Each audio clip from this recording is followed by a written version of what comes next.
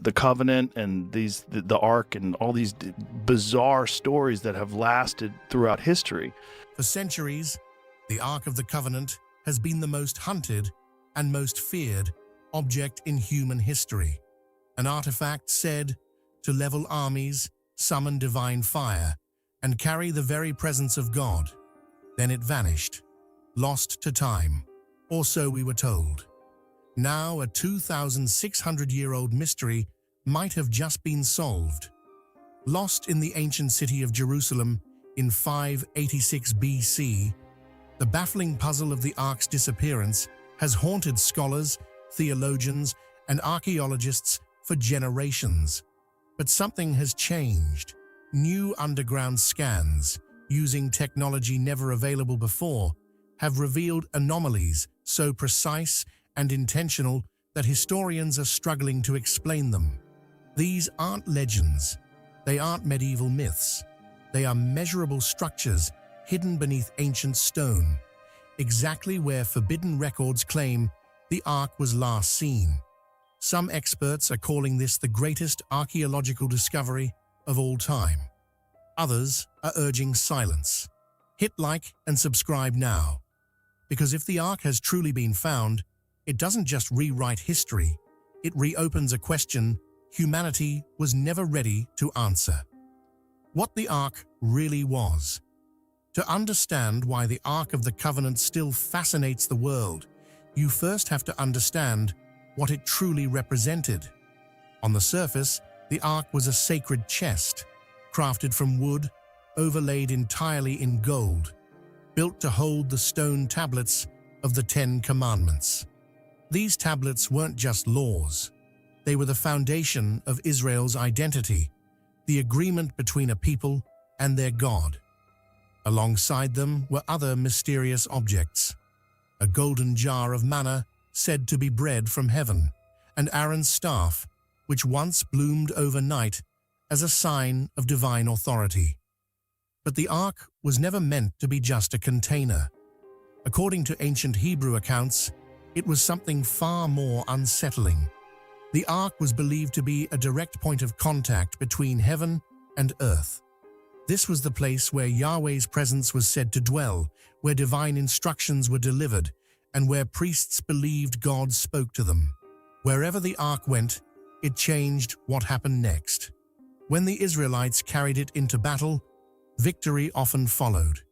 When priests stepped into the Jordan River holding the Ark, the water was said to stop flowing, allowing an entire nation to cross on dry ground. These moments transformed the Ark from a religious symbol into a force, one that shaped events in the physical world. Because of this power, the Ark was treated with extreme caution. It was constructed near Mount Sinai and housed at the very heart of the tabernacle, hidden behind a thick veil inside the Holy of Holies. No one was allowed to approach it casually.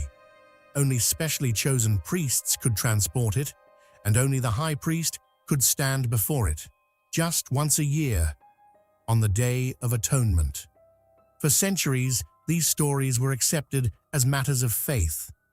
But now, recent scientific discoveries are forcing historians to re-examine what the Ark may have truly been, and what they're uncovering could change everything we think we know about this ancient object, the power and the terror. If the Ark of the Covenant was merely a religious artifact, its story would have ended long ago.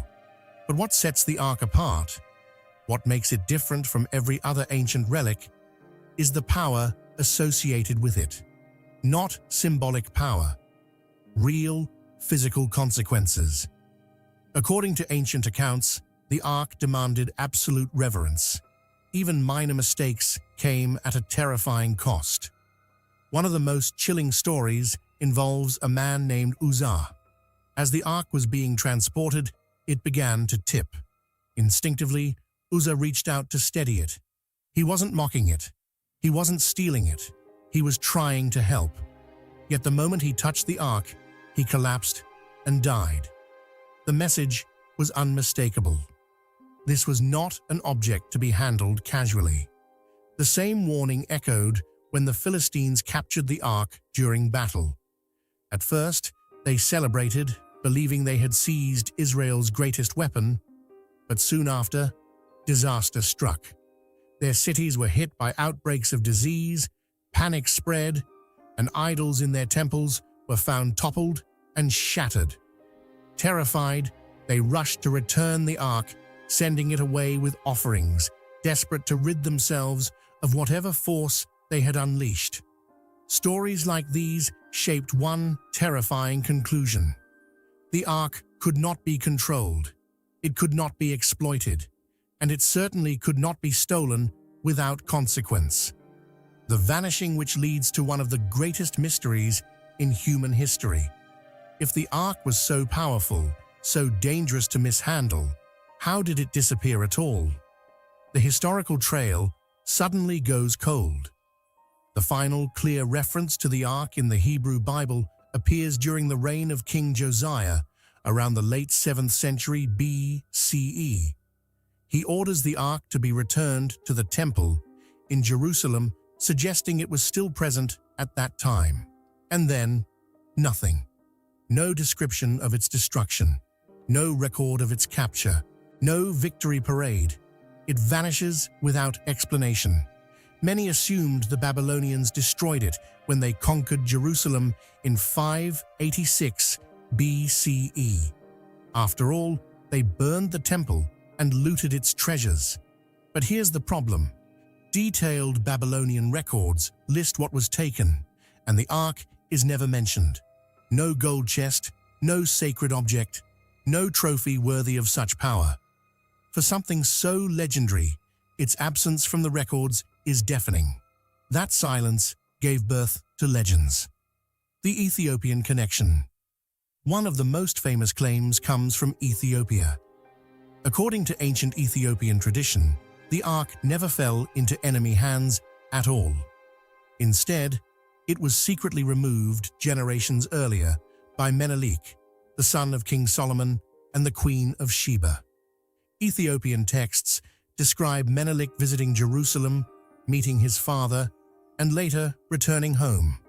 Not alone, but with the ark itself, guided by divine will. The story is preserved in the Kebra Nagast, a medieval Ethiopian epic that still holds enormous cultural and religious weight. To this day, Ethiopian Orthodox churches treat the ark as central to their faith.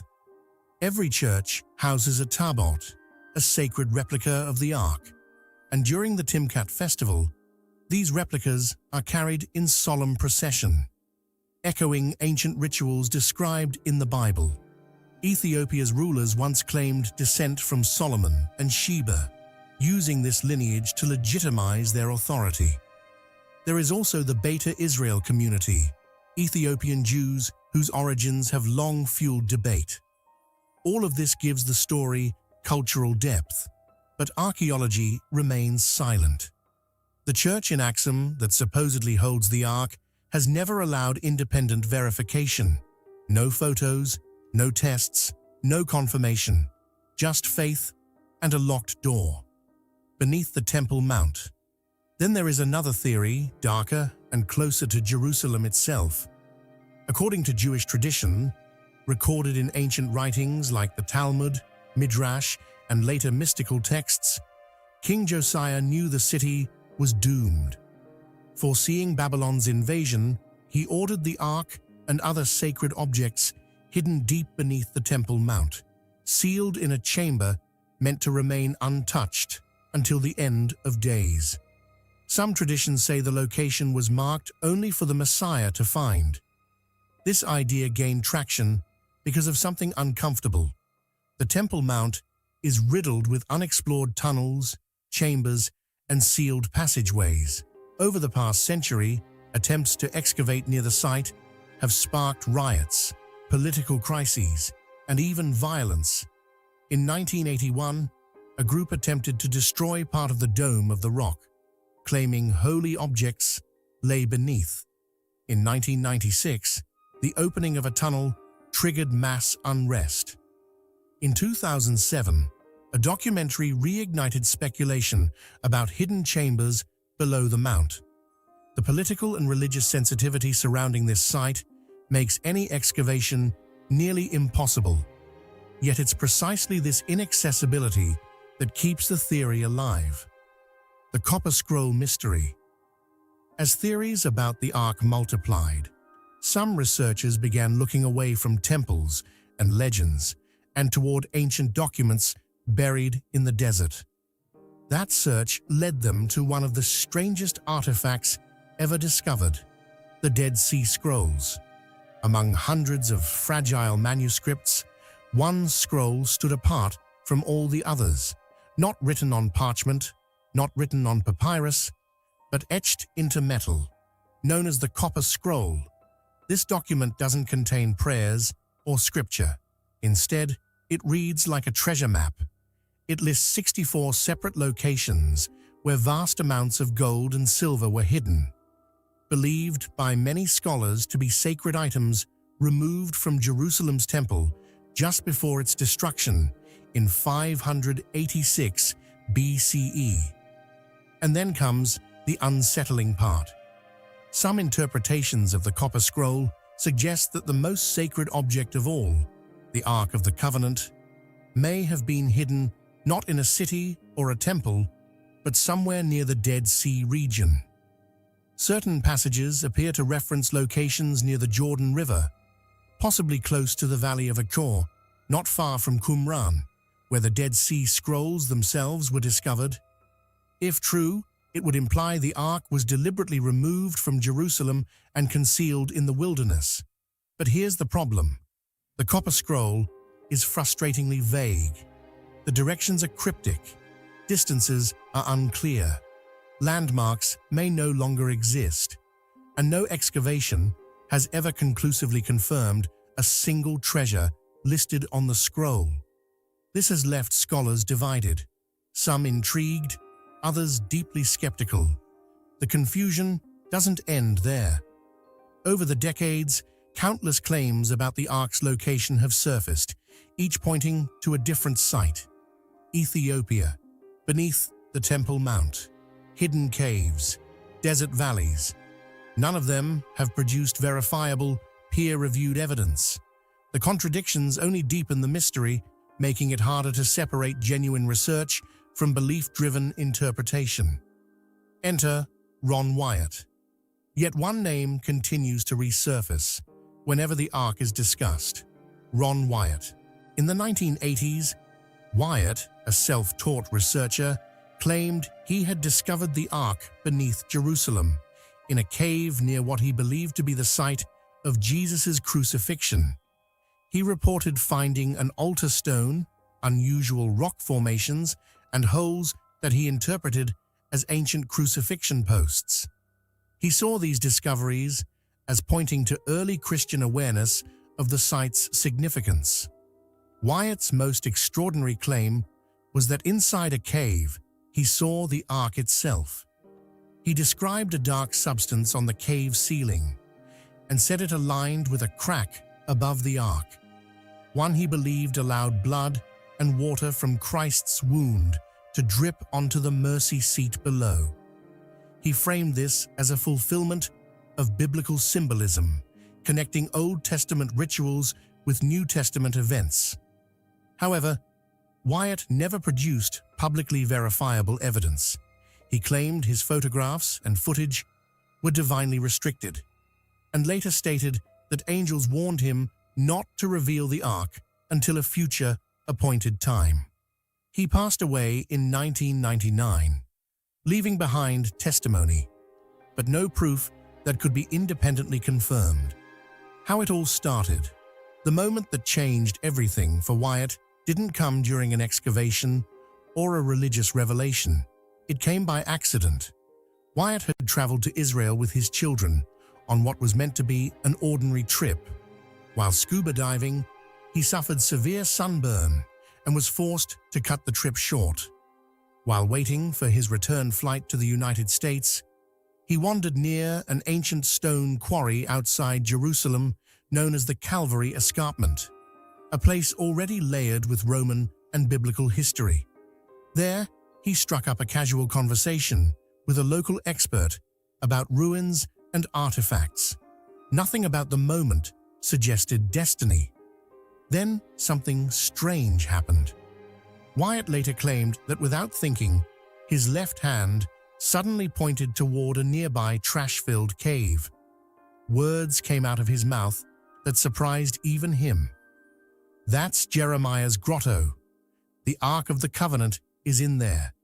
He insisted the thought had never crossed his mind before, that the statement felt involuntary, as if spoken through him rather than by him.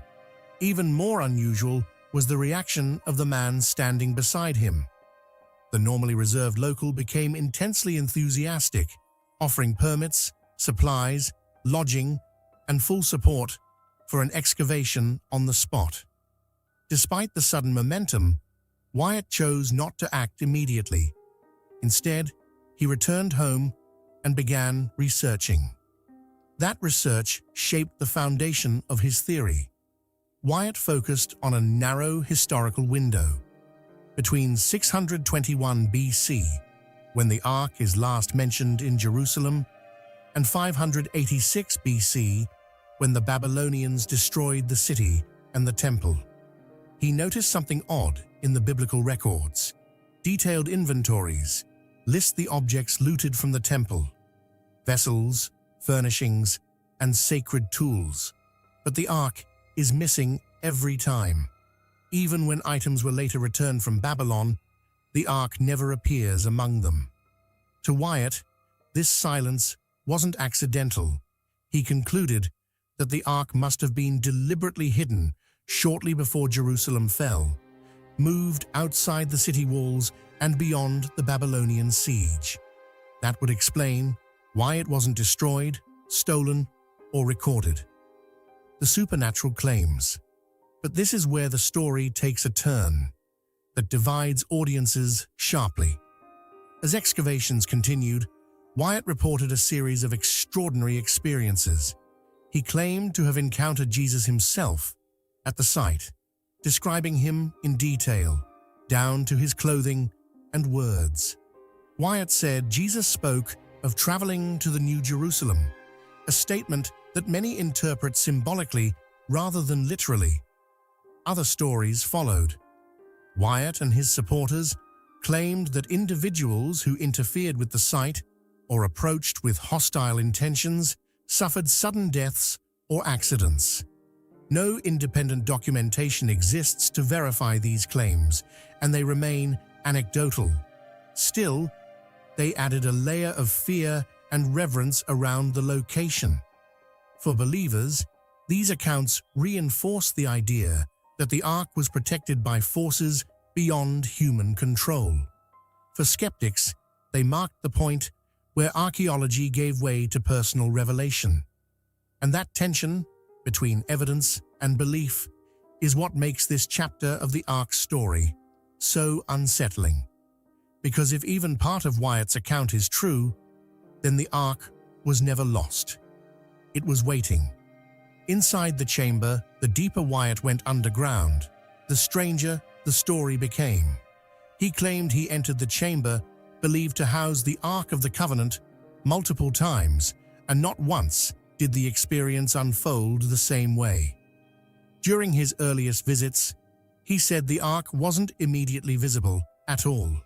The chamber was blocked by massive rocks, and his health was failing. On one visit, weakened by illness, he reportedly collapsed after forming the belief that the Ark lay sealed inside a stone container hidden beneath the debris. On another attempt, Wyatt said he used a medical colonoscope, a flexible camera normally used in hospitals, to peer through a small crack in the stone box. Through that narrow opening, he claimed he saw gold. To him, this was the first physical confirmation that something extraordinary lay inside. But the most astonishing claim came during what he described as his fourth visit. Wyatt said that when he re-entered the chamber, the tons of rock that had previously blocked the space were suddenly gone. The area was clear, orderly, and illuminated. The Ark and other temple artifacts were arranged neatly, untouched by time. It was then, he claimed, that he encountered 4 angelic beings, guardians who had supposedly remained there since the Ark was hidden more than 2,600 years ago. This is the point where Wyatt's story firmly leaves the realm of archaeology and enters belief. Jonathan Gray's documentation. Another figure helped carry Wyatt's claims into the public eye. Jonathan Gray. Gray wrote extensively about the discovery and published a book titled Ark of the Covenant, The Case for the True Discovery. In it, he largely echoed Wyatt's narrative, describing the chamber, the artifacts, and the divine protection said to surround the Ark. The book attempted to organize Wyatt's claims into a structured case, detailing the excavation process, the objects supposedly found alongside the Ark, and the supernatural guidance Wyatt said he received. But critics were quick to point out a familiar problem. There was no independently verifiable evidence, no peer-reviewed data, no physical proof that could be examined by other researchers. As a result, the book received mixed reactions. Supporters praised its compelling storytelling. Skeptics dismissed it as a retelling of claims without substantiation. Because Wyatt passed away without leaving behind solid, testable evidence, doubts have only grown stronger. His accounts rely heavily on supernatural intervention, which raises an unsettling question.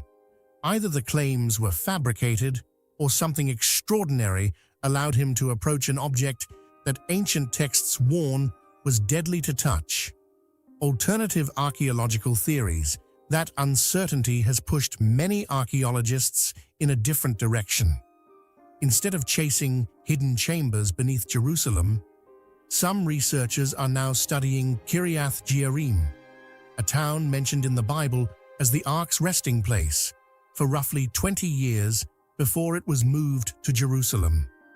Excavations there haven't revealed the Ark itself, but they've uncovered evidence of a major cultic center, suggesting the site played a larger role in Israelite worship than once believed. Some biblical scholars argue that the Ark narrative evolved over time. They propose that the earliest version of the story may have ended at Kiriath Jearim and was later expanded, with the Ark's move to Jerusalem added during King Josiah's reign as part of a political and religious consolidation. If that's true, it could explain why the Ark disappears so suddenly from history, and it leaves us suspended between two possibilities. Either the Ark remains hidden, guarded, and untouched, or its story was reshaped long ago, leaving us to search for an object that may never reappear. What was found with the Ark? Finding the Ark of the Covenant was only part of Wyatt's story. What stunned him even more, he claimed, was what surrounded it. Inside the hidden chamber beneath Jerusalem, Wyatt said he discovered not just the Ark, but an entire collection of sacred temple objects, items described in ancient texts, but never confirmed by archaeology.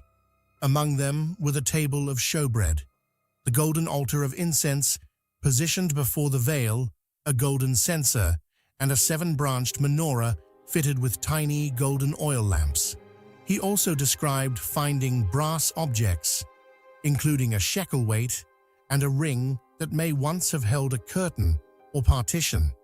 All of these items, Wyatt claimed, were deliberately concealed. They were wrapped first in dark, dry, rotted animal skins, then covered by decaying wooden beams, and finally buried beneath massive stones, as if someone had taken extreme care to protect them from discovery. To Wyatt, this suggested a hurried but intentional effort to preserve the temple's most sacred objects just before Jerusalem fell. One of his most remarkable claims involved the Ark itself. On the back, he said, was a small open compartment containing the Book of the Law, possibly written by Moses. Despite their age, the scrolls were reportedly in pristine condition, written on animal skins that showed no sign of decay. Inside the ark, Wyatt claimed to see the objects described in Scripture.